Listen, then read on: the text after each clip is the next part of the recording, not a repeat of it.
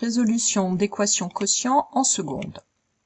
Vous devez être capable de résoudre des équations avec l'inconnu au dénominateur, comme par exemple 1 sur x égale 3, 2 sur x égale 5, ou encore 3 sur x moins 3 égale moins 2 sur x.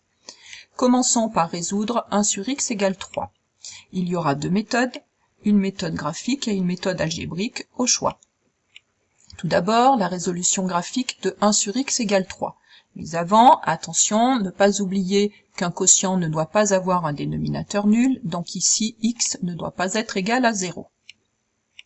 On cherche les antécédents de 3 par la fonction inverse, c'est-à-dire graphiquement les abscisses des points d'intersection entre l'hyperbole d'équation y égale 1 sur x et la droite d'équation y égale 3. On trouve un seul antécédent, qui est le nombre 1 tiers.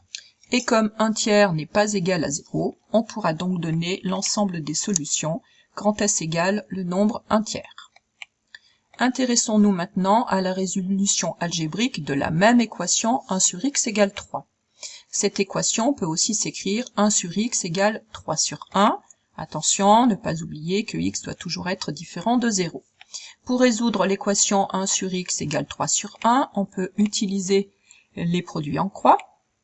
3 fois x égale 1 fois 1, qui nous donne 3x égale 1.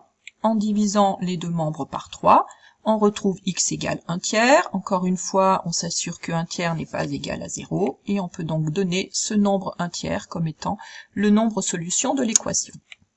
Résolution maintenant de 2 sur x égale 5. En divisant les deux membres de l'équation par 2, on se ramène à la situation précédente. 1 sur x égale 5 demi, que l'on résoudra soit graphiquement, soit algébriquement. Pour terminer, résolution de 3 sur x moins 3 égale moins 2 sur x. Attention ici, cette équation sera définie pour tout x différent de 0 pour ne pas annuler ce dénominateur, et pour tout x différent de 3 pour ne pas annuler celui-ci.